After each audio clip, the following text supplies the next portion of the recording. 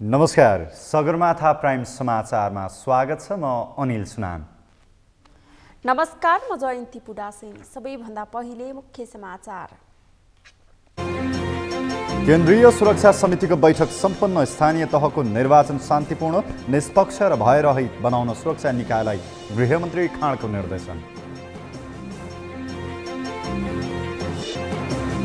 नेकपा एमालेले स्थानीय तह निर्वाचनको उम्मेद्वार छनौट गर्न विभिन्न 6वटा मापदण्ड बनायो।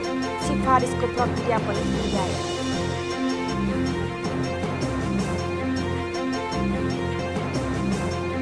म्यादी प्रहरीलाई दिइने भत्तामा विभेद, आधारभूत भत्ता नै कटौती, निर्वाचनमा खटिने कर्मचारीलाई भने दोब्बर भत्ता।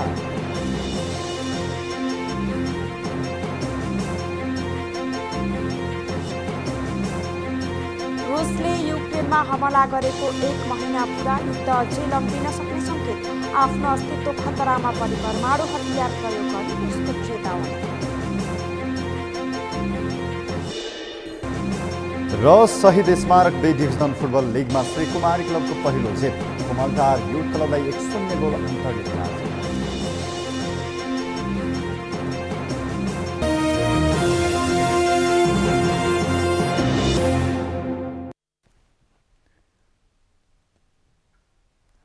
अब प्राइम समाचार विस्तारमा। गृहमन्त्री बालकृष्ण खाँडले स्थानीय तहको निर्वाचन शान्तिपूर्ण, निष्पक्ष, भयरहित वातावरणमा सिर्जना गर्न निर्देशन दिनुभएको छ। आज गृह मन्त्रालयमा बसेको केन्द्रीय सुरक्षा समितिको बैठकमा गृहमन्त्री खाँडले सुरक्षा निकायलाई यस्तो निर्देशन दिनुभएको मन्त्रालयका प्रवक्ता फणिन्द्रमणि पोखरेलले बताउनुभयो। उहाँले बैठकमा चिनिया विदेश मन्त्रीको सुरक्षा तयारीका बारेमा पनि छलफल भएको बताउनुभयो। चिनिया विदेश मन्त्री वाङ यी भोलि 3 दिने नेपाल भ्रमणमा आउँदै हुनुहुन्छ। त्यस्तै बैठकमा समसामयिक सुरक्षा स्थिति र निर्वाचनको तयारीका बारेमा पनि छलफल भएको गृह मन्त्रालयका प्रवक्ता पोखरेलले बताउनुभयो। निर्वाचन आउन 50 दिन बाँकी छ र निर्वाचनको सन्दर्भमा हामीले अपनाउनु पर्ने रणनीति, शान्तिपूर्ण रूपमा निर्वाचन सञ्चालन गर्न अपनाउनु पर्ने रणनीतिबारे हामीले छलफल गऱ्यौँ। ती भित्रका कुराहरू के भयो भन्ने कुरा हाम्रो इन्टरनल कुराहरू हुन्छन्, त्यस कारण त्यही बारेमा छलफल भयो। गृहमन्त्रीको निर्देशन पनि शान्तिपूर्ण, निष्पक्ष, भयरहित वातावरणमा गर्नलाई सबैले आफ्नो ठाउँबाट खटेर योगदान गर्ने भन्ने कुरो निर्देशन हो। तयारी भइरहेको छ। अब अहिले नै तयारी भइसक्यो भन्न त मिल्दैन, किनभने 50 दिन बाँकी छ। त्यो बिचका विभिन्न थ्रेटहरू हुन सक्छन्। आगामी स्थानीय तहको निर्वाचनमा अपनाउनु पर्ने रणनीतिका बारेमा छलफल भएको जानकारी दिनुभयो।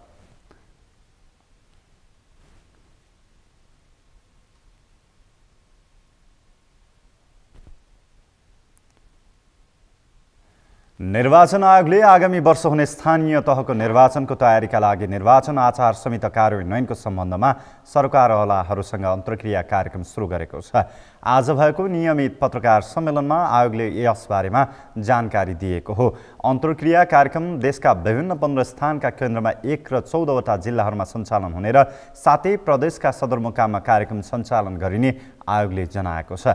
पत्रकार सम्मेलनमा आयोगका सहायक प्रवक्ता एवं सूचना अधिकारी सूर्य प्रसाद अर्यालले अहिले आयोगले निर्वाचन प्रयोजनका लागि आयोगमा दर्ता भएका दलहरूमध्ये राष्ट्रिय मान्यता प्राप्त बाहेकका 73 राजनैतिक दलहरूले आयोगमा पठाएको विवरणहरूको रुजु गर्ने काम गरिरहेको बताउनुभयो।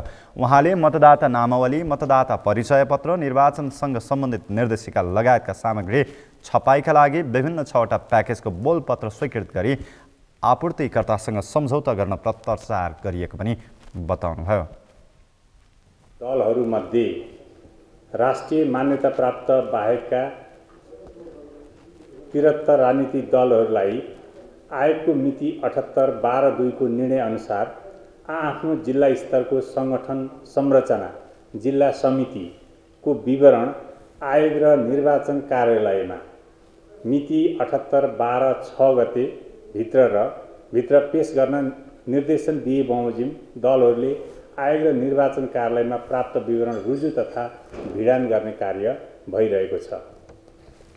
2 नम्बर, निर्वाचन आचार संहिता कार्यान्वयनका सम्बन्धमा सरकारवालाहरूसँगको अन्तर्क्रियात्मक कार्यक्रम देशभर विभिन्न स्थानमा हिजो मिति 2078/12/9 बाट प्रारम्भ भएको छ। यो कार्यक्रम देशका विभिन्न 15 स्थानमा केन्द्रमा एउटा र 14वटा जिल्लाहरूमा हामी सञ्चालन गर्नेछौँ र 7वटै प्रदेशका सदरमुकाममा ती अथवा राजधानीमा ती कार्यक्रमहरू सञ्चालन हुनेछ। 3. मतदाता नाली, मतदाता परिचय पत्र, निर्वाचनसँग सम्बन्धित निर्देशिका लगायतका सामग्री छपाईका लागि विभिन्न 6वटा प्याकेजको डोलपत्र स्वीकृत गरी आपूर्तिकर्तासँग सम्झौता गर्न पत्राचार गरिएको छ। अर्यालले निर्वाचन प्रचार तथा मतदाता शिक्षा कार्यक्रम अन्तर्गत आवश्यक हुने मतदाता शिक्षा सामग्री तयारीका लागि विभिन्न 4वटा समूहमा सङ्घ संस्था सूचीकृतका लागि सूचना गरिएकोमा अडियो तथा भिडियो सामग्री उत्पादनमा 61वटा, भिडियो तथा टेलिभिजन प्रसारणमा 15वटा, सूचना एवं सन्देश प्रकाशनमा 19वटा, सामाजिक सञ्जाल प्रवर्धनमा 45वटा सङ्घ संस्थाहरूको आवेदन दर्ता भएको पनि जानकारी दिनुभयो।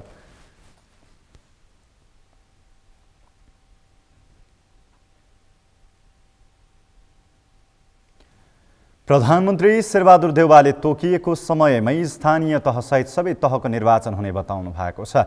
स्याङ्जाको चापाकोट नगरपालिका 9 सुन्तली टारमा नगरपालिकाको निर्मित प्रशासकीय भवनको उद्घाटन गर्दै प्रधानमन्त्री देउवाले तोकिएकै समयमा निर्वाचन हुने कुरामा शङ्का नगर्न आग्रह गर्नुभयो।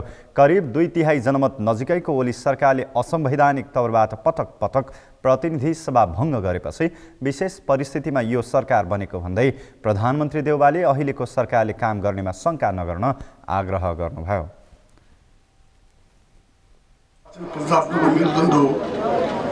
अथवा यसलाई निर्धारित समयमा सम्पन्न गर्ने गरी सरकारले निर्वाचनको पूर्व तयारीकारीहरू अघि बढाइरहेको छ। आगामी निर्वाचनलाई निष्पक्ष, स्वतन्त्र, भयरहित वातावरणमा सम्पन्न गर्न हामी सबैले आफ्नो क्षेत्रबाट सहयोग गर्न आवश्यक छ। अन्तमा चापाकोट नगरपालिकाले आगामी दिनमा शिक्षा, स्वास्थ्य, पूर्वाधार, रोजगारी, सूचना लगायतका धार्मिक, सांस्कृतिक, सामाजिक विकासको क्षेत्रमा उल्लेखीय प्रगति हासिल गर्न सकोस् भन्ने शुभकामना व्यक्त गर्दछु। स्थानीय सरकार पारदर्शी र जनोत्तरदायी भएर जनताको मन जित्ने गरी अगाडि बढ्नुपर्नेमा उहाँले जोड दिनुभयो।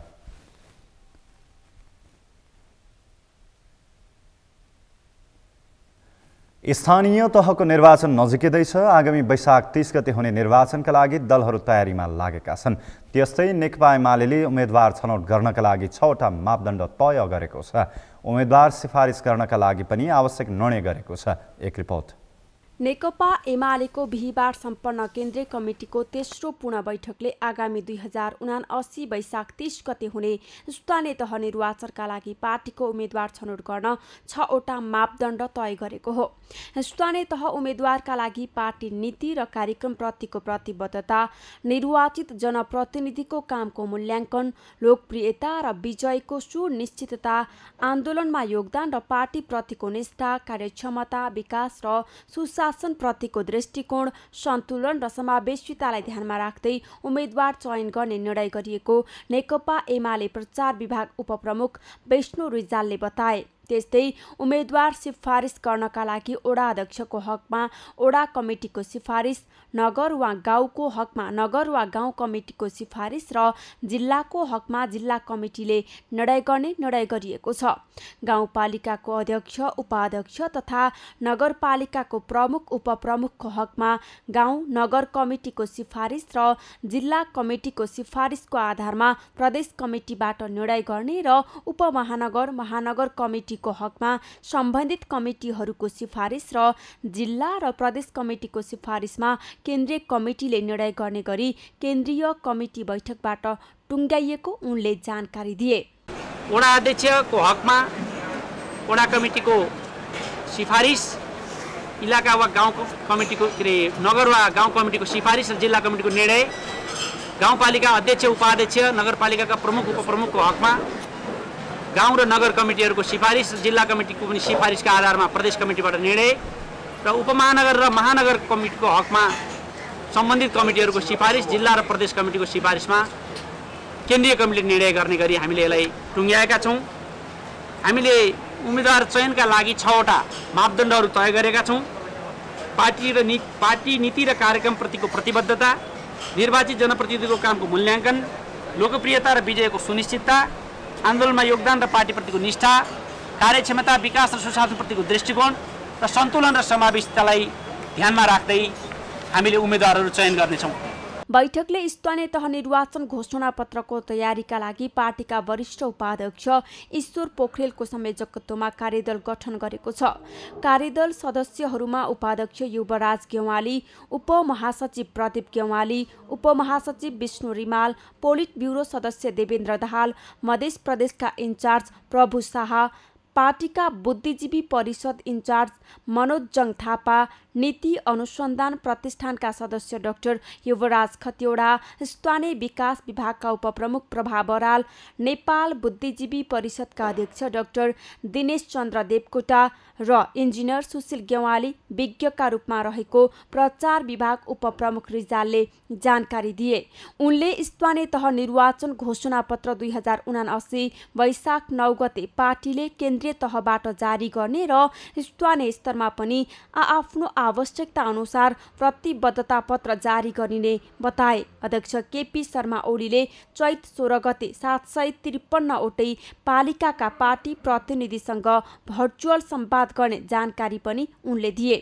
केन्द्रीय कमिटी बैठकले पार्टीको वार्षिक पात्रो पनि पारित गरेको छ। सोही पात्रोका आधारमा पार्टी पंक्ति परिचालित हुने एमालेले जनाएको छ। सबै केन्द्रीय नेताहरूलाई भूगोलमा केन्द्रित हुन पार्टीले निर्देशन दिएको उपप्रमुख रिजालले बताए। स्थानीय निर्वाचन घोषणापत्रको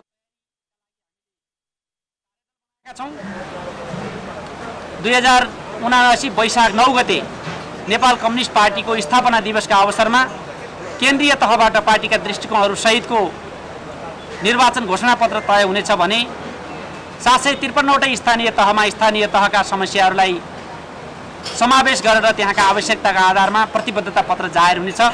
एकै दिन देशव्यापी रूपमा हामी त्यो काम गर्नेछौँ र त्यसका लागि यही चैत्र 16 गते पार्टीका अध्यक्षले 753 वटै पालिकाका पार्टीका प्रतिनिधिहरूसँग भर्चुअल संवाद गर्ने कार्यक्रम पनि हामीले तय गरेका छौँ। बैठकले केन्द्रीय लेखा तथा आर्थिक व्यवस्थापन विनियम पारित गरेको छ। पार्टीका 29वटा विभाग जिल्ला तहमा गठन गर्न सकिने पनि निर्णय भएको छ। अन्य पार्टी परित्याग गरी एमाले प्रवेश गर्नेहरूको व्यवस्थापनका लागि केन्द्रीय संगठन विभागले अभिलेख बनाइरहेको र जिम्मेवारी दिनका लागि केन्द्रीय सचिवालयलाई अधिकार प्रत्यायोजन गरिएको जनाइएको छ। प्रचार विभाग उपप्रमुख रिजालका अनुसार चैत मसान्तसम्म कम्तीमा 1 महिला सहित 3 जना व्यक्तिलाई उम्मेद्वारको रूपमा सिफारिस गर्न निर्देशन दिएको छ। त्यसै गरी रिटर्नी फेडरेसन नेपालको इन्चार्ज डाक्टर सूर्य पाठक र नेपाल उद्योग तथा व्यवसाय महासंघको इन्चार्ज भानुभक्त ढकाललाई तोकिएको छ।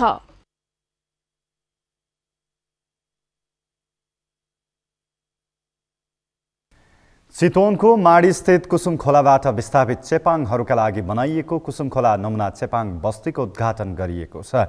त्यस क्षेत्रका सांसद समेत रहनुभएका नेकपा माओवादी केन्द्रका अध्यक्ष एवं पूर्व प्रधानमन्त्री पुष्पकमल दाहालले आज बस्तीको उद्घाटन गर्नुभएको हो। उद्घाटनका लागि पुग्नुभएको अध्यक्ष दाहाल सहितका जनप्रतिनिधिहरूलाई स्थानीयले भव्य स्वागत गरेका थिए।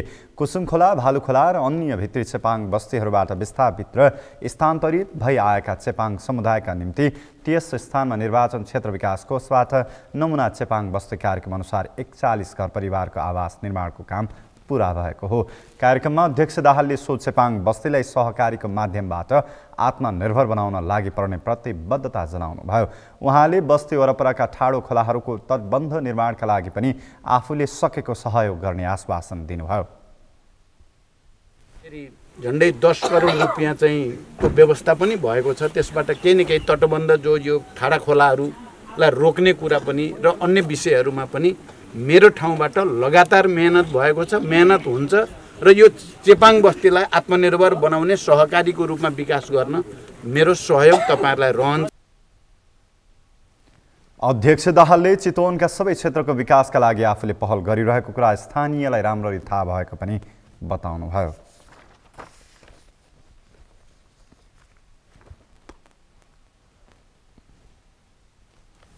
बागमती प्रदेश सरकारका आन्तरिक मामिला तथा कानुन मन्त्री कृष्ण प्रसाद शर्मा खनालले प्रदेश सरकारले संहिताको अनुभूति गर्न नसकेको बताउनु भएको छ। आज बागमती प्रदेश सञ्चार रजिस्ट्रारको कार्यालयले काठमाडौँमा आयोजना गरेको एफएम रेडियो र टेलिभिजन सञ्चालनमा कानुनी सहजीकरणका उपायका विषयमा सञ्चार सरकारवालासँगको छलफल कार्यक्रमलाई सम्बोधन गर्नुहुँदै उहाँले यस्तो बताउनु भएको हो। उहाँले प्रदेश सरकारले बनाएका ऐन कानुनहरूलाई कार्यान्वयन पनि गर्न नसकेको बताउनुभयो। मन्त्री खनालले सङ्घले प्रदेशलाई अधिकार दिन नखोजेर सामन्ती चरित्र देखाएको बताउनुभयो। उहाँले राजनैतिक नेतृत्व र कर्मचारी सामन्ती चरित्रबाट मुक्त हुन नसकेको भन्दै यसको विरुद्धमा आवाज उठाउनु पर्ने खाँचो रहेको बताउनुभयो। संहिताको मर्मअनुसार यो चलेको छैन। त्यसैले हामीले जति ऐन कानुन प्रदेशमा बनाएका छौँ त्यसलाई कार्यान्वयन गर्न पनि सकिरहेको छैन। अहिले भर्खरै मैले हेरेँ हाम्रो चाहिँ सञ्चार रजिस्ट्रारले देखाउनुभयो एउटा राजपत्रमा प्रकाशित भएको। अब अधिकार दिने जो चाहिँ प्रदेश छ त्यसको चाहिँ अर्को चाहिँ मेसिनरी के औजार गर्नको लागि चाहिँ अधिकार दिने चाहिँ सङ्घ छ। यस्तो नमिलेको किन भनेदेखि हामी जुन राजनीतिक संस्कारबाट हुर्क्यौँ त्यो आफूसँग भएको अधिकार उसले दिन चाहिरहेको छैन। त्यो एउटा पक्ष मात्रै होइन, अनेकौँ पक्षहरू छन्। त्यस कारणले त्यो सामन्ती चरित्र जो छ त्यो चरित्र नेतृत्व मुक्त छैन। त्योबाट त्यो कर्मचारी मुक्त छैन, त्यो राजनीतिक नेतृत्व मुक्त छैन। मन्त्री खनालले प्रदेश सरकारकै मातहतको सचिव मन्त्रालयमा नहुँदासम्म संहिता साँचो अर्थमा कार्यान्वयन हुन नसक्ने बताउनुभयो। सङ्घ मातहतका कर्मचारीले प्रदेशको समस्या बुझ्न नसकेका कारण प्रदेश सरकारको निर्णय कार्यान्वयन नभएको उहाँले बताउनुभयो। मन्त्री खनालले प्रदेश सरकारले स्थानीय तह कर्मचारी नियमावली र प्रदेश निजामती कर्मचारी ऐन ल्याउने पनि बताउनुभयो। प्रदेश यो संहिता साँचो अर्थमा कार्यान्वयन हुँदैन। अब उहाँ सचिव भएर जानु भनेदेखि उहाँले सङ्घको प्रतिनिधित्व गर्ने हो। सङ्घको भाषा बोल्नुहुन्छ उहाँले, त्यहाँको भाषा त बोल्नुहुन्न, त्यहाँको समस्या त बुझ्नुहुन्न।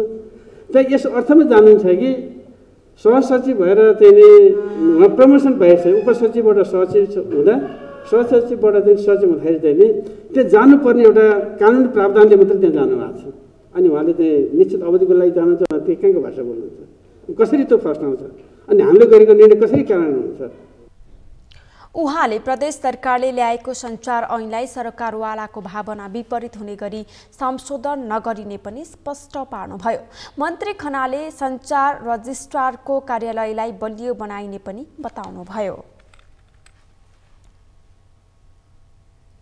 स्थानीय तहको पहिलो कार्यकाल सकिने लाग्दा जनप्रतिनिधिहरूको कार्यसमीक्षा सुरु भएको छ।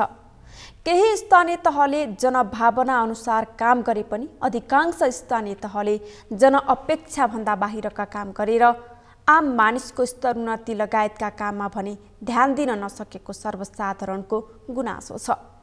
अग्ला डाँडाहरूमा भ्युटार बनाउने होडमै केन्द्रित रहेको भन्दै स्थानीय तहहरूको आलोचना हुने गरेको छ। सिंहदरबारको अधिकार गाउँ गाउँमा पुर्याउने भने पनि अहिले भ्रष्टाचार मात्रै गाउँ गाउँमा पुगेको भन्दै व्यवस्थामाथि नै प्रश्न उठ्न थालेको छ। अमृत ढकालको रिपोर्ट। नेपालको संविधानले व्यवस्था गरे जस्तै संघीय संरचना अनुसार स्थापना भएका स्थानीय सरकारको पहिलो कार्यकाल आगामी महिना सकिँदैछ। 2074 सालको निर्वाचनमा निर्वाचित भएर देशका 753 स्थानीय तहमा काम गरेका जनप्रतिनिधिहरूको कार्यसमीक्षा पनि सुरु भएको छ। सीमित अधिकार केन्द्रमा राखेर जनतासँग प्रत्यक्ष सरोकार राख्ने अधिकारलाई स्थानीय सरकार मार्फत जनताकै घर दैलोमा पुर्याउने लक्ष्यका साथ गठन भएका स्थानीय सरकारसँग जनताको ठूलो अपेक्षा थियो। तर केही स्थानीय तहले जनभावना अनुसार काम गरे पनि अधिकांश स्थानीय सरकारले पनि जनभावना अनुसार काम नगर्दा जनता निराश बनेका छन्। स्थानीय तहले स्वास्थ्य, शिक्षा र रोजगारीका साथै भौतिक पूर्वाधार विकास निर्माणका कामलाई पनि आधार बनाएर अघि बढ्नुपर्ने थियो। तर सबै स्थानीय तहले सडक निर्माण र भ्यू टावर नै विकास निर्माणको प्रमुख सूचक भएको जसरी काम गर्दा जनप्रतिनिधिका घोषणापत्र छायामा परेका छन् भने आम मानिसमा निराशा छाएको छ। अब अन्तको कुरो जिम्मा मैले लिन सकिनँ, बुटोलको हकमा असत्य हो। किनभने प्रशासकीय भवन टावर खडाएको होइन होला, हामी नै शिलान्यास गरेर हाम्रै पाला सम्पन्न गऱ्यौँ। ढुवानी ग्राम टावर छड्याएको होइन होला, हामी नै शिलान्यास गरेर हामीले सम्पन्न गऱ्यौँ। युद्ध सङ्ग्रहालय हामीले शिलान्यास गरेर हामीले अब सम्पन्न गर्दैछौँ। त्यसपछि श्रवण पथदेखि लिएर भित्री बाइपास सडकहरू हामीले नै सुरु गरेर हामीले नै सम्पन्न गर्दैछौँ। झन्डै 16वटा विद्यालय भवनहरू हामीले नै शिलान्यास गरेर हामीले नै सम्पन्न गर्दैछौँ।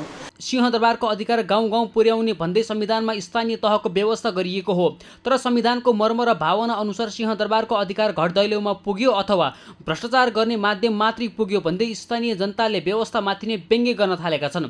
यता प्रतिनिधिले भने आफ्नो कार्यकालमा शून्य भ्रष्टाचार भएको दाबी गर्दै कतै व्यतीत भए प्रमाणित गरेर देखाउन चुनौती दिएका छन्। अब जहाँसम्म चाहिँ तल भ्रष्टाचारहरू छ के छ भन्ने छ, बुटोलको महालेखा परीक्षकको प्रतिवेदन तथ्यका अगाडि बोल्नु पर्यो मानिसहरू कि बुटोल जनप्रतिनिधिको चाहिँ बेरुजु 0, 1, 2 सबै उपमहानगरपालिकाहरू नगरपालिका मध्ये सबभन्दा बेरुजु कम भएको।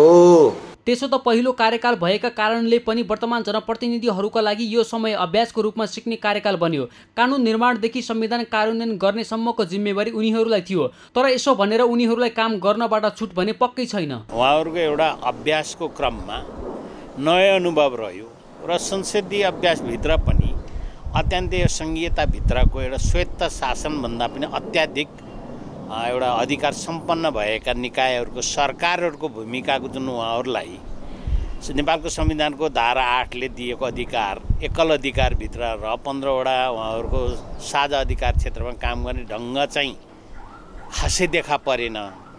तर उहाँहरूले अभ्यास चाहिँ धेरै गर्नुभयो, तर उहाँहरूले अभ्यास चाहिँ हुबहु तरिकाले संविधान र अहिलेको स्थानीय सरकार सञ्चालन 2074 अनुसार उहाँहरूले त्यति सन्तोषजनक तरिका र प्रभावकारिता तरिकाले काम गर्नु भएन। यो त्यसै बुलबुलैमा पनि अभ्यासकै क्रममा चाहिँ ट्रायल एन्ड एरर भन्ने तरिकाले उहाँले बिताउनु भयो। निर्वाचन अघि सबैजसो उम्मेदवारले स्मार्ट गाउँ नगर हरेक वाडामा स्वास्थ्य उपचारको व्यवस्था, सर्वसुलभ शिक्षा, रोजगारीको ग्यारेन्टी, हरेक घरमा स्वच्छ खानेपानी, गुणस्तरीय खाद्य सुरक्षा, राम्रो सडक, कृषिमा आत्मनिर्भरता, सिँचाइका लागि आवश्यक पहल कदमी जस्ता नारा लिएर जनताको घर दैलोमा बाचा गर्दै पुगेका थिए। तर स्मार्ट सिटी त कता हो कता सङ्घीय राजधानी रहेको देशकै प्रमुख सहरका सडकका खाल्डाखुल्डी समेत समयमै नपुरिँदा सर्वसाधारण शास्ति खेप्न बाध्य छन्। अन्य सहर र गाउँको अवस्था कस्तो होला सहजै अनुमान गर्न सकिन्छ। त्यसैले अब आउने नेतृत्वले सस्तो लोकप्रियताका लागि योजना ल्याउनु भन्दा पनि आम मानिसका आवश्यकता पूरा गर्ने गरी काम गर्न आवश्यक छ। यसो हुन सके स्थानीय नेतृत्वप्रति आम मानिसको विश्वास बढ्नेछ। सगरमाथा टेलिभिजनका लागि क्यामेरामा दिलमन्यु शिवाकोटी र सन्तोष छेत्रीका साथमा अमृत ढकाल, काठमाडौँ।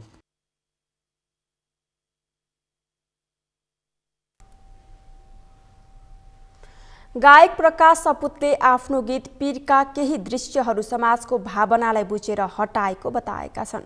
दृश्यहरू हटाउनुमा कसैको दबाव नभएको पनि उनले दाबी गरेका छन्। गीतमा नेकपा माओवादीका पूर्व लडाकु देह व्यापारमा संलग्न भएको दृश्य समावेश गराइएको विषयमा नेकपा माओवादीका नेता तथा कार्यकर्ताहरूले विरोध गर्दै आएका थिए। एक रिपोर्ट।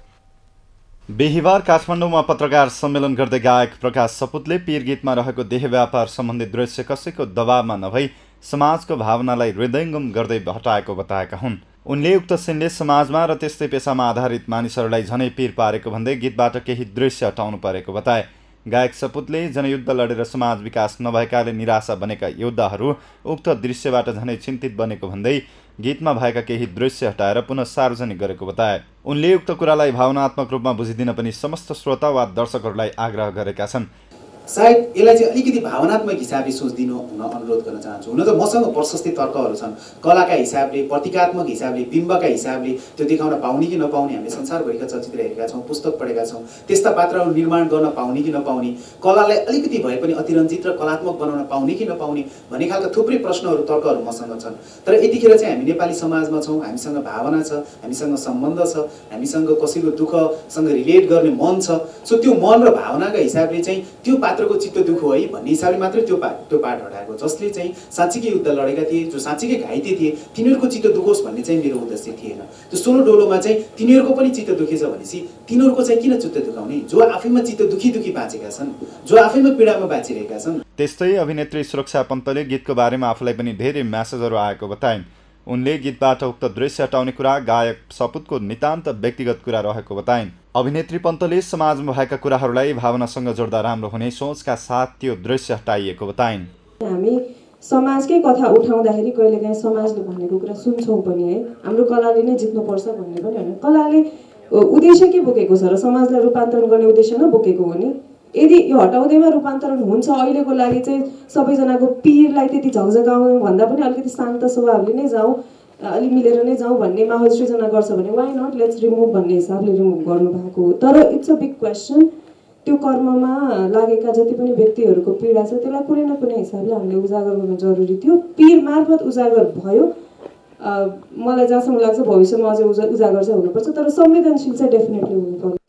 गायक सपुतको पछिल्लो गीत पीरमा जनयुद्धकालीन परिवेशमा देश विकासका लागि लडेका योद्धाहरूको दुःख देखाइएको छ। नेकपा माओवादी केन्द्र निकटका भातृ सङ्गठनहरूले जनमुक्ति सेना र आम कार्यकर्ताको व्यवस्थापन हुन नसकेको सही भए पनि जनयुद्धमा सहभागी महिलाहरू शरीर बेच्ने काममा संलग्न रहेको सन्देश दिने गरी दृश्य समावेश गरेको भन्दै आपत्ति जनाएका थिए।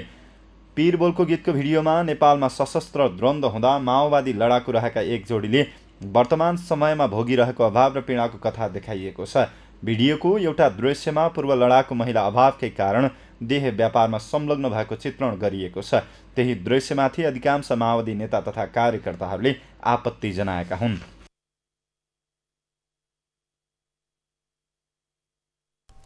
सगरमाथा प्राइम समाचारमा एकैछिन विश्रामपछि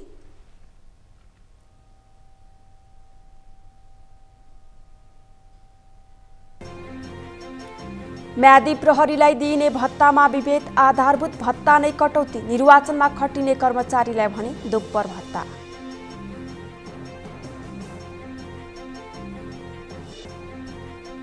रुसले युक्रेनमा हमला गरेको 1 महिना पूरा, युद्ध अझै लम्बिन सक्ने संकेत, आफ्नो अस्तित्व खतरामा परी परमाणु हतियार प्रयोग गर्ने रुसको चेतावनी।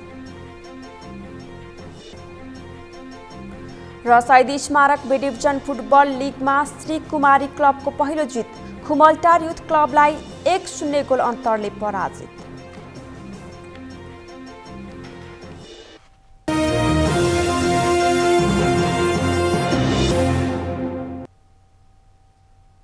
विश्रामपछि पुनः स्वागत छ। अब बाँकी समाचार। सरकारले स्थानीय तहको निर्वाचनका लागि खटिने सुरक्षाकर्मीको सेवा सुविधामा कटौती गरेको छ। स्थानीय तह निर्वाचनका लागि म्यादी प्रहरीको छनौट सुरु भएको छ, तर निर्वाचनको अग्रपंक्तिमा खटिने म्यादी प्रहरीलाई खाना खर्च समेत नधान्ने गरी भत्ता छुट्याइएको प्रहरी अधिकारीहरूको गुनासो छ। नरेन्द्र महताराको रिपोर्ट। सरकारले स्थानीय तहको निर्वाचनका लागि अग्रपंक्तिमा खटिने सुरक्षाकर्मीको सेवा सुविधामा कटौती गरेको छ। म्यादी प्रहरीमा भर्ती हुनेहरूको आधारभूत तलब मासिक 22,680 रुपैयाँ तोकिएको छ। 40 दिनसम्म खटिने म्यादी प्रहरीले 30,240 रुपैयाँ तलब, खाद्यान्न बापत प्रति व्यक्ति 7,200 रासन खर्च पाउनेछन्।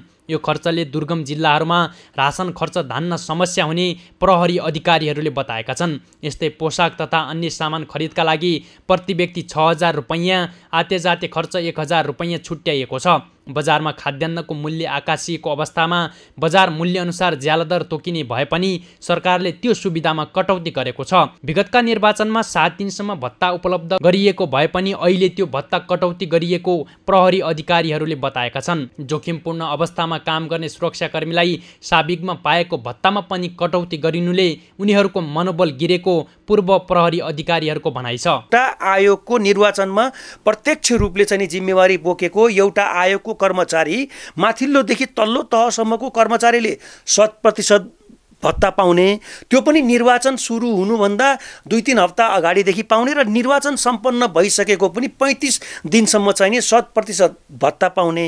तर जोखिमपूर्ण वातावरणमा, जोखिमपूर्ण चाहिने अवस्थामा फिल्डमा खटिने चाहिने म्यादी प्रहरी र प्रहरी कर्मचारीहरूले साबिकमा पाएको चाहिँ नि भत्ता पनि कटौती गरेर चाहिँ नि पाउने अवस्था रह्यो भने त्यसले कुन मनोबलले काम गर्छ?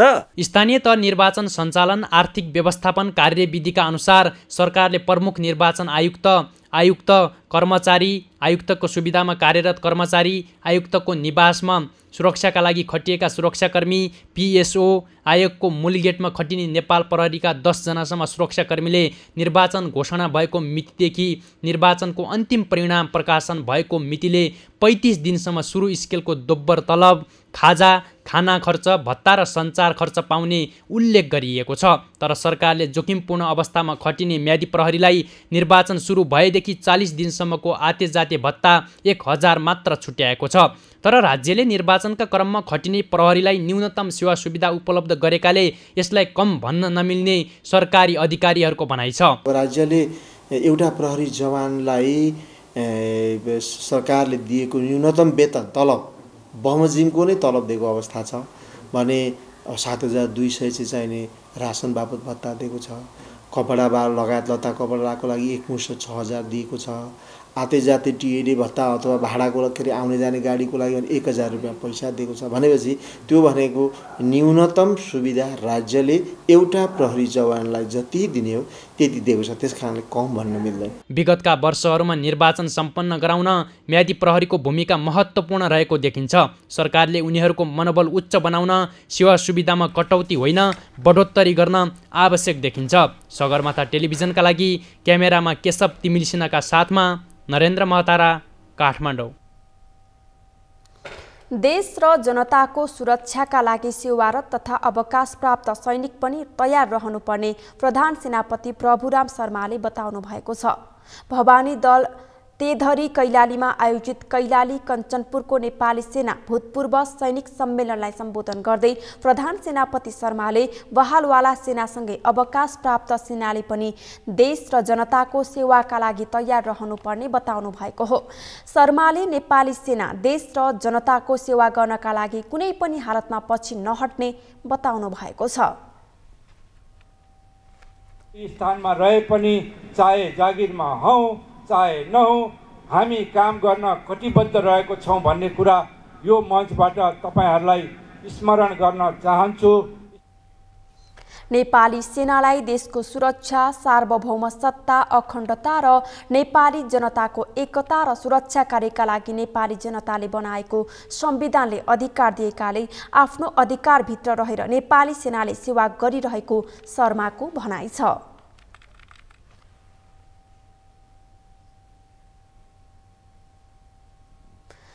सरकारको नेतृत्व गरिरहेको नेपाली कांग्रेस निकट मजदुर संगठन नेपाल ट्रेड युनियन कांग्रेसले सरकारले श्रमिकलाई रोजगार र राहत दिन गरेका सहमतिहरू कार्यान्वयन गर्न उदासीन बनेको आरोप लगाएको छ।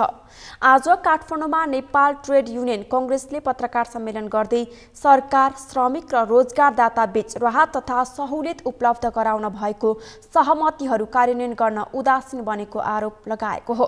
पत्रकार सम्मेलनमा ट्रेड युनियन कांग्रेसका महासचिव योगेन्द्र कुमार कुँवरले सरकारको उदासीनताका कारण श्रम बजारमा द्वन्द्व सृजना हुन लागेको बताउनुभयो।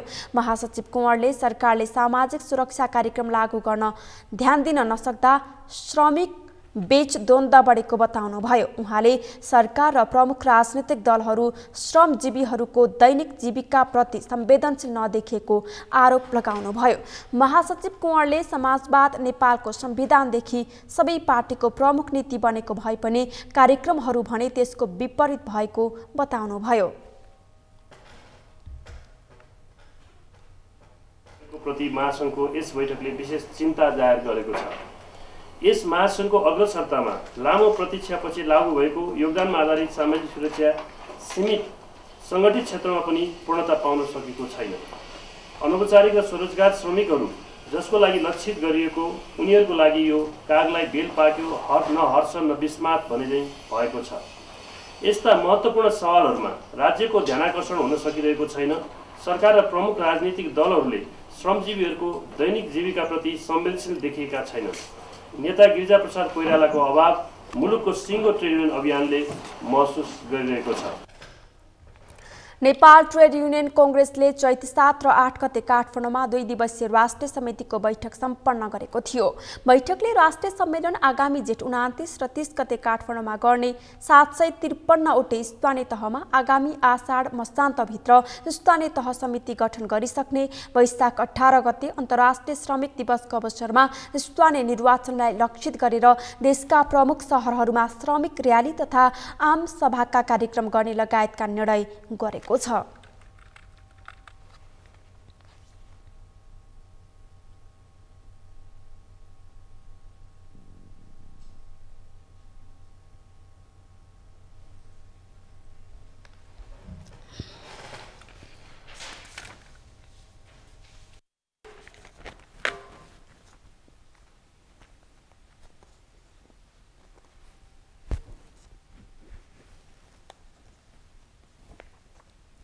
अस्ट्रेलिया पढ्न जाने विद्यार्थीहरूले नेपालमा स्वास्थ्य परीक्षणका लागि शास्ति खेप्दै आएका छन्।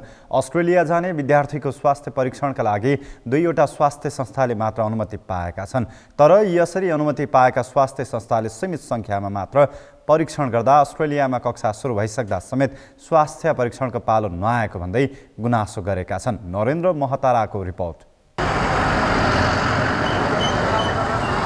यो दृश्य हो नर्विक अस्पतालमा स्वास्थ्य परीक्षणका लागि पालो लिने तथा स्वास्थ्य परीक्षणको मिति पछि रहे पनि कक्षा भने सुरु भइसकेको तथा अन्य कारणले पहिले पालो सार्न लामबद्ध भएका सर्वसाधारणको। कोही मेडिकल जाँचका लागि लाइनमा बसिरहेका छन् भने कोही अस्पतालले मेडिकल जाँचका लागि दिने समयका लागि लाइनमा बसिरहेका छन्। अस्पतालले स्वास्थ्य परीक्षणको पालो परिवर्तन गर्नका लागि 3 बजेदेखि 5 बजेसम्मको समय तोकेको छ, तर अस्पतालले तोकेको समयमा सेवा प्रवाह गर्न भनिसकेको छैन। बिहिबार 3:30 बजिसक्दा पनि अस्पतालको गेट भने खुलेको थिएन।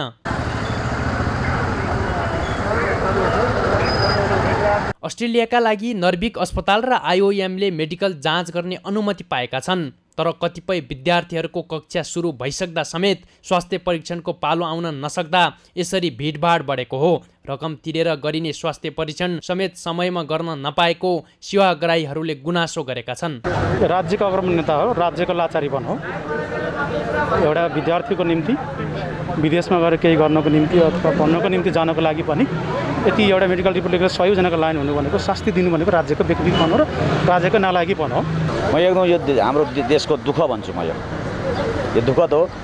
यसमा हाम्रो अब यति गरी विद्यार्थीहरू जान खोजिरहेछ, कोचको परीक्षा क्याम्पसमा भर्ना भइसक्यो। अब यहाँ 2 महिना 3 महिना दिएको छ, यिनीहरू कसरी गएर त्यहाँ हुन्छन्, कति मान्छे लगानी परिरहेको हुन्छ। अब मेरै भन्नुहुन्छ भने मेरो छोरीको चाहिँ डेलिभरी हुने टाइम आइसक्यो, अब दिएको छ 2 महिनापछि, अनि त्यसैको लागि जान खोजेको। त्यो एउटा डेलिभरी भइसकेपछि त्यसको के औचित्य भयो र? नर्विक अस्पतालले दैनिक 120 जनाको मेडिकल जाँच गर्ने गरेको जनाएको छ। मेडिकल जाँचका लागि अनलाइन प्रणालीबाट समय लिने व्यवस्था गरेको अस्पतालको दाबी छ। तत्कालै कक्षा सञ्चालनमा आउने विद्यार्थीहरूको हकमा सकेसम्म समय परिवर्तन गरेर दैनिक 30-35 जनाको मेडिकल जाँच तोकिएको समय अगावै गरिरहेको अस्पतालको भनाइ छ। तर विद्यार्थीहरू भने अस्पतालको भनाइबाट सन्तुष्ट छैनन्। त्यो टेस्टको लागि टाइम पाउनलाई लाइनमा हुनुहुन्छ उहाँ। मेरो टेस्ट कहिले हुने? मैले के भने अघि, टेस्ट अनलाइन प्रोसेस हो। अनलाइन उहाँहरू सबैले लिनुभयो, मेको अप्रिलको डेट पाउनुभयो। अब के भयो, कलेज चाँडै हुने भयो, मेडिकलको डेट पछि भयो त अगाडि सार्नु पऱ्यो नि। त्यो सार्नलाई उहाँहरू लाइनमा बस्नु भएको हो र त्यसको मैले जवाब दिएँ नि। दिनको 30-35 जना अगाडि सार्दै गएको छौँ। त्यहाँ बस्ने सबैको सर छ, कति दिन अगाडि सर्छ भन्ने मात्रै प्रश्न हो। अस्ट्रेलियाका लागि मेडिकल रिपोर्ट लिनका लागि विद्यार्थीहरूले दैनिक शास्ति भोग्दै आएका छन्। सरकारले मेडिकल रिपोर्टका लागि 2वटा अस्पतालहरूलाई मात्र अनुमति दिएको अवस्थामा विद्यार्थीहरूले दैनिक शास्ति भोग्न बाध्य भएको बताइरहेका छन्। यस्तो अवस्थामा सरकारले सेवाको अवस्थालाई साँघुरो बनाउने होइन, विस्तार बनाउन सके यो समस्या समाधान हुने देखिन्छ। सगरमाथा टेलिभिजनका लागि क्यामेरामा प्रताप लामाका साथमा नरेन्द्र महतारा, काठमाडौँ। अस्ट्रेलियाका लागि मेडिकल रिपोर्ट बनाउन विद्यार्थीहरूले शास्ति भोग्दै आएका छन्। सरकारले मेडिकल रिपोर्टका लागि 2वटा अस्पताललाई मात्र अनुमति दिएकाले विद्यार्थीहरू शास्ति भोग्न बाध्य भएका हुन्। यसै सन्दर्भमा आज हामीले सगरमाथा जनबोलीमा सोधेका थियौँ, मेडिकल रिपोर्ट दिने प्रक्रिया व्यवस्थित हुन नसक्नुलाई के भन्नुहुन्छ? हेरौँ उनीहरूकै भनाइ उनीहरूकै शैलीमा।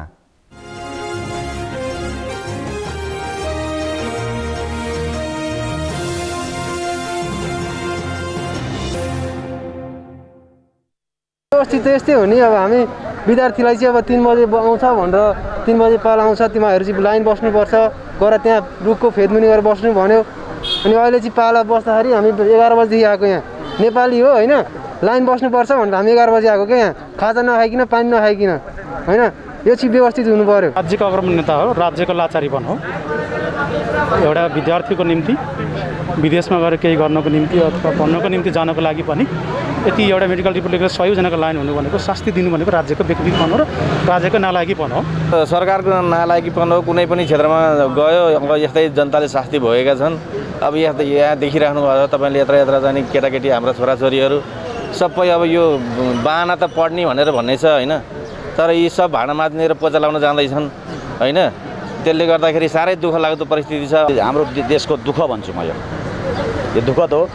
यसमा हाम्रो अब यति गरी विद्यार्थीहरू जान खोजिरहेछ, कसको परीक्षा क्याम्पसमा भर्ना भइसक्यो, अब यहाँ 2 महिना 3 महिना दिएको छ, यिनीहरू कसरी गरेर त्यहाँ हुन्छन्, कति मान्छेको लगानी परिरहेको हुन्छ। अब मेरै भन्नुहुन्छ भने मेरो छोरीको चाहिँ डेलिभरी हुने टाइम आइसक्यो, अब दिएको छ 2 महिनापछि, अनि त्यसैको लागि जान खोजेको। त्यो एउटा डेलिभरी भइसकेपछि त्यसको के औचित्य भयो र भन्दा एउटा मर्म हेरेर बुझेर राज्यले एउटा हस्पिटलमा दिएको छ, एउटा मेडिकल जस्तो गर्नलाई चाहिँ हामीलाई यति दुःखद अवस्था दिन्छ भने हाम्रो राज्यले हामीलाई के सुविधा दिएको भन्ने महसुस गर्ने। तर मलाई के भन्नु सर, मेरो त एकचोटि इन्टेक सारिसकेँ, अब कतिचोटि सार्न पर्ने अझै। मेडिकल कमजोरी होला, मेडिकलकै म्यानेज गर्न नसक्नु, यो अलिक कमजोरी हो नेपालको। अब सर्भरदेखि लिएर सबै कमजोरी हो। एउटा कुरा यहाँ व्यवस्था नै छैन, म्यानेजमेन्टै छैन, अनि प्लस धेरै इस्युजहरू छ क्या। अब काठमाडौँमा नि 2टा मात्र छ मेडिकल गर्ने ठाउँ, आइएम र अब यो नर्भिक हस्पिटल, त्यही हो।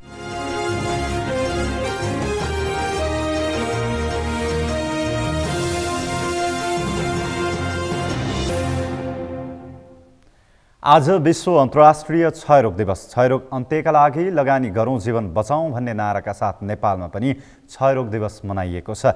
आजकै दिन रोबर्ट कोचले क्षयरोगको ब्याक्टेरिया पत्ता लगाएका थिए। त्यसै दिनको सम्झनामा हरेक वर्ष मार्च 24लाई अन्तर्राष्ट्रिय क्षयरोग दिवसको रूपमा मनाइँदै आइएको छ। नेपालमा क्षयरोग निवारणका लागि काम भइरहेको भए पनि अहिले पनि धेरै सङ्ख्यामा क्षयरोगी भएको स्वास्थ्य मन्त्रालयले जनाएको छ। एलिजा कुतालको रिपोर्ट। बिहिबार अन्तर्राष्ट्रिय क्षयरोग दिवस नेपालमा पनि विविध कार्यक्रम गरेर मनाइएको छ। विश्वभर मार्च 24मा मनाइने क्षयरोग दिवसको यस वर्षको नारा क्षयरोग अन्त्यका लागि लगानी गरौँ जीवन बचाउँ रहेको छ। सन् 1882 मार्च 24का दिन रोबर्ट कोचले क्षयरोगको ब्याक्टेरिया पत्ता लगाएका थिए। क्षयरोगको ब्याक्टेरिया पत्ता लागेको दिन मार्च 24लाई अन्तर्राष्ट्रिय क्षयरोग दिवसको रूपमा मनाइँदै आइएको छ। स्वास्थ्य तथा जनसङ्ख्या मन्त्रालयका अनुसार हरेक वर्ष करिब 44,000 नयाँ क्षयरोगीहरू नेपालमा थपिने गरेका छन्। उमेर समूह अनुसार 15 देखि 49 वर्ष उमेरका क्षयरोगीको सङ्ख्या धेरै रहेको मन्त्रालयले जनाएको छ। त्यसले कुनै उमेर समूह अथवा कुनै लिङ्ग विशेष भनेर छुट्याउने खालको त्यस्तो हुँदैन। सङ्क्रमण जोसुकैलाई जुनसुकै उमेर समूह पनि हुने गरेको देखिन्छ, जुनसुकैलाई पनि हुनसक्छ।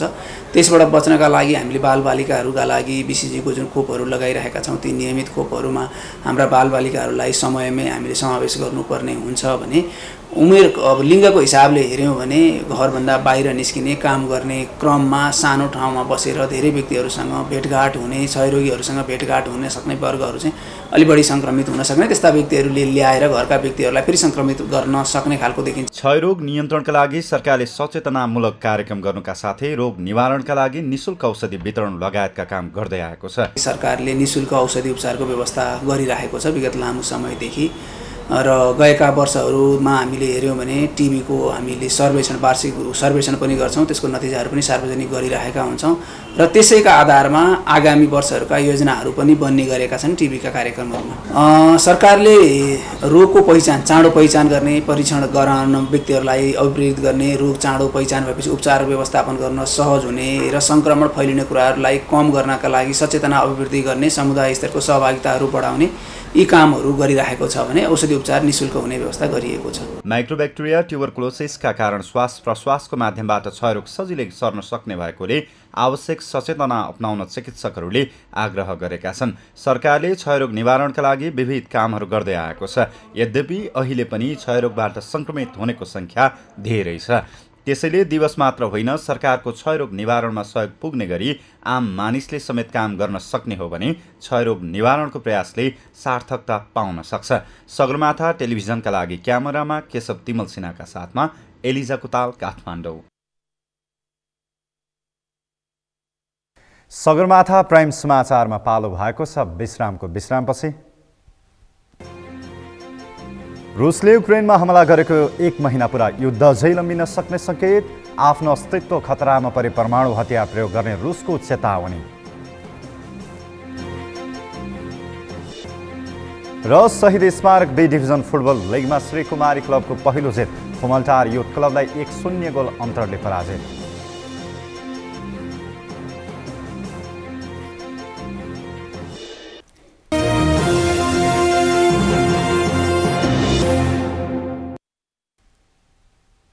सगरमाथा प्राइम समाचारमा अब अर्थ समाचार।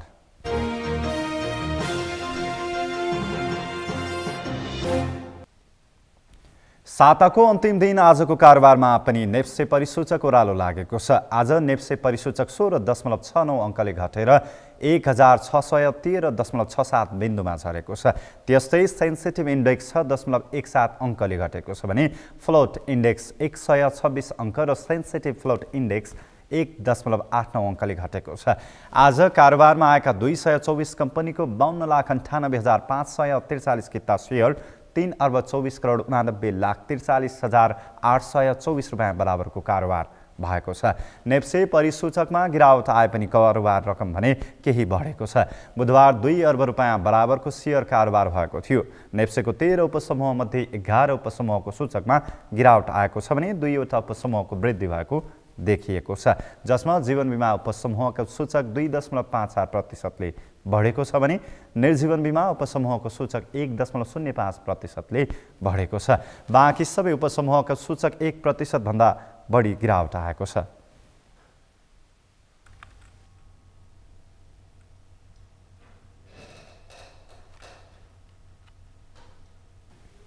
समाचारको अन्त्यमा मुख्य समाचार फेरि एकपटक। केन्द्रीय सुरक्षा समितिको बैठक सम्पन्न, स्थानीय तहको निर्वाचन शान्तिपूर्ण, निष्पक्ष र भयरहित बनाउन सुरक्षा निकायलाई गृहमन्त्री खाँडको निर्देशन।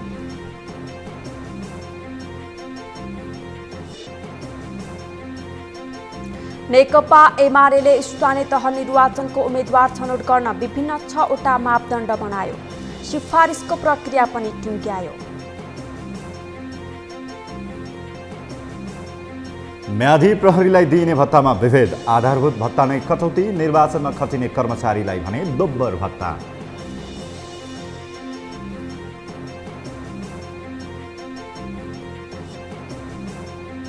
रुसले युक्रेनमा हमला गरेको 1 महिना पुरा युद्ध अझै लम्बिन सक्ने सङ्केत, आफ्नो अस्तित्व खतरामा परे परमाणु हतियार प्रयोग गर्ने रुसको चेतावनी र शहीद स्मारक बी डिभिजन फुटबल लिगमा श्रीकुमारी क्लबको पहिलो जित, खुमलटार युथ क्लबलाई 1-0 गोल अन्तरले पराजित।